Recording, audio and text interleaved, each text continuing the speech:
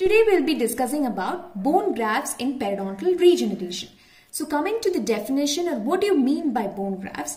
Bone grafts are nothing but bone or bone-like synthetic substance which is used to fill a defect in the bone or to augment or increase the new bone formation. So the rationale of using this bone grafts in periodontal regeneration is to enhance the regenerative capacity of the bone as well as to achieve new attachment. The ideal characteristics of a bone graft: the bone graft should not be toxic, meaning it should not be poisonous, non-antigenic, and it should resist infection, meaning it should not trigger any body's immune response, and while healing it should not heal via root resorption or ankylosis, and it should sufficiently available, strong and resilient, easily adaptable, and minimal surgical procedure done to procure the graft, and it should promote new attachment and regeneration by triggering osteogenesis, cementogenesis, and formation of a functional periodontal ligament. About the classification of bone grafts can be classified depending on the origin. So first let's see what do you mean by autografts. Autografts are bone obtained from the same individual. So again they can be divided into intraoral grafts and extraoral grafts. Intraoral grafts are nothing but bone obtained from intraoral sites. Extraoral grafts are bone obtained from extraoral sites.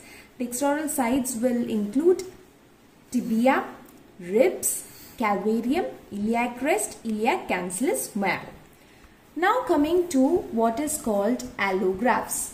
Allografts are nothing but bone obtained from different individuals but of the same species.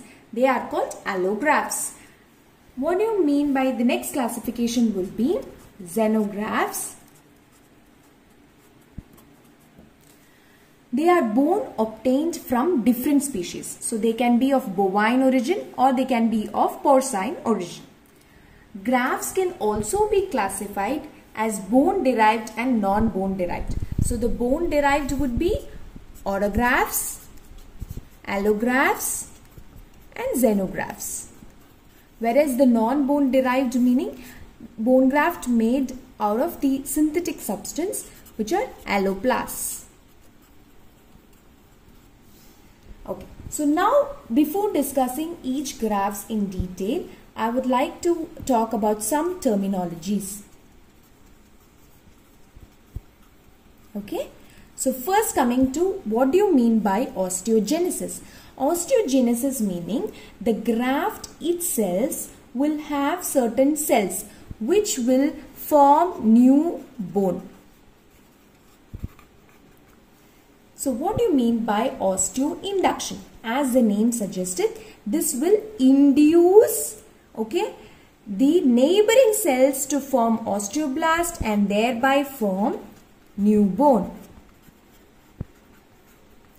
The graft will contain certain molecules which will induce these neighboring cells, and this is a chemical process.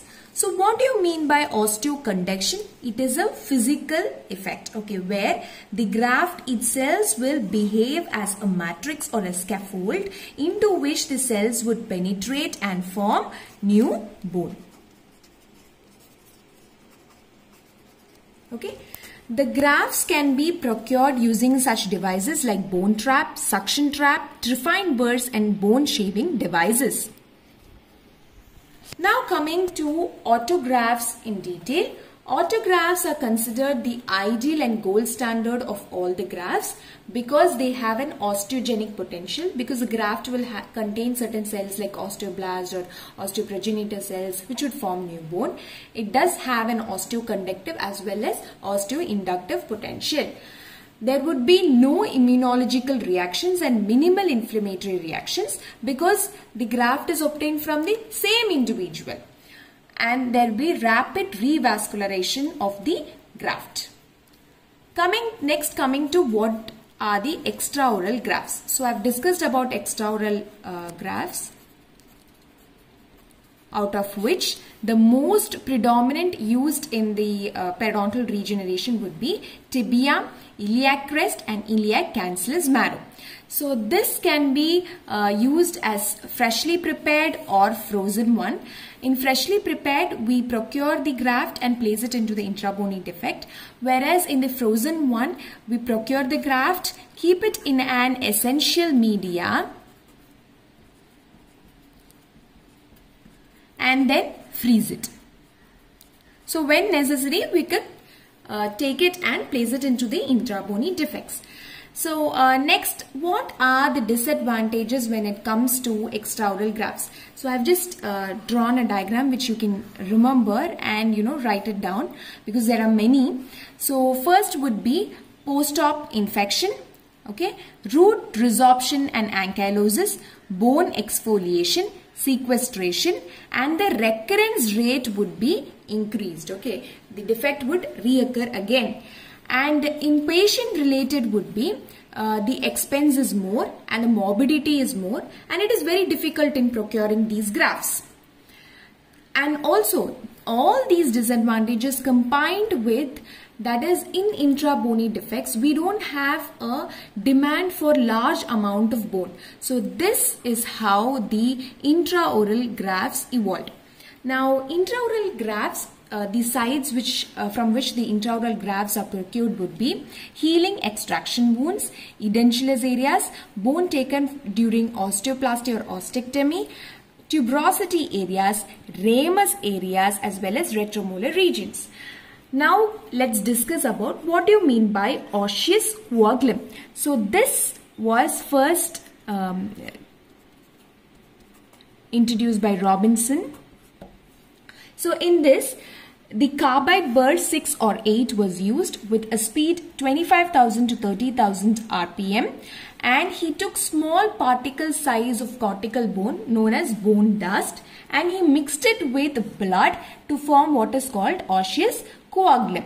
So the reason for using small particle size is that it could increase the surface area, thereby for the interaction of cellular and vascular elements, and easy resorption of graft and replacement by new bone, and it has an osteogenic potential. Coming to the source from where they obtain this cortical bone is from the exostosis, from tori, from the maxillary tuberosity region, edentulous regions, and from the lingual surface of mandible as well as maxilla, but 5 mm from the roots. Okay, and bone which is removed from osteoplasty and ostectomy was also used. So the major advantage of this osseous coagulum would be you are taking and procuring the graft from the area which is already exposed to surgery. Now coming to the disadvantages of osseous coagulum: low predictability and low availability. So if there is a large intrabony defects, its inability to procure so much of graft, and they have also noted aspiration while grafting. So next, coming to what do you mean by bone blend? Okay, so Dime and his colleagues, what they did, they basically modified this Robinson's technique. Okay, in that they took bony spicules which will involve cortical as well as cancellous bone using chisels and rongeurs, okay, and triturated it for 60 seconds, okay, to form a workable plasticizable mass with the help of a capsule and a pistil, and get what is called bone blend. And the source from where they got this bony spicules, was from tori, exostosis, edentulous regions, or from the healing extraction wounds. So the advantages of using this technique is it has easier access and the collection of material was easy. Next, coming to what do you mean by cancellous bone marrow transplants. So this cancellous bone marrow transplants were taken from 3 regions intraorally, from the maxillary tuberosity, edentulous areas, and healing extraction wounds. Okay, so maxillary tuberosity, edentulous areas, and healing extraction wounds. The maxillary tuberosity was chosen as the intraoral graft because it contained a lot of cancellous bone, and also it has a red marrow which has reticular cells which would have a good pluripotent potential. And while you're choosing the maxillary tuberosity as the intraoral graft, if at all the third molar is missing, you will get a lot of cancellous bone. And this bone would be removed using curved rongeurs. We will actually give an incision, remove the cortical bone and take out the cancellous bone. And the precautions which you have to see before when you are procuring the maxillary tuberosity graft would be, you have to take a radiograph and assess the maxillary sinus so that we don't disturb or injure that area. And also, you should not extend the incision far distally because it could go to the mucosal tissue of the pharyngeal area.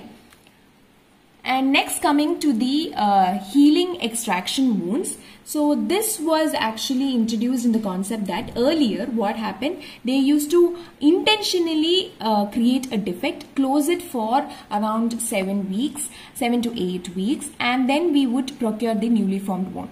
That is when this concept came, where they used to extract, when there is an extraction site, they used to close it for around 7 to 8 weeks, and then we would procure the bone as well as the marrow from the apical portion. Okay, it would be done using curettes, back action chisels and trephine. Next, coming to what is bone swagging. Bone swagging was introduced by a person called Evan. So bone swagging can be done only when there is a defect which is adjacent to its edentulous area. Okay. Here what they do is that they use something called bone swager. It will have a serrated tip like this. They will insert it and push this bone towards the root surface without fracturing the base. Okay. So that adequate amount of blood supply is maintained. So this is a technique which has an usefulness is quite limited, because you can do this technique only if there is a defect which is adjacent to a edentulous area, and technically also it's quite difficult to carry out this procedure. Thank you.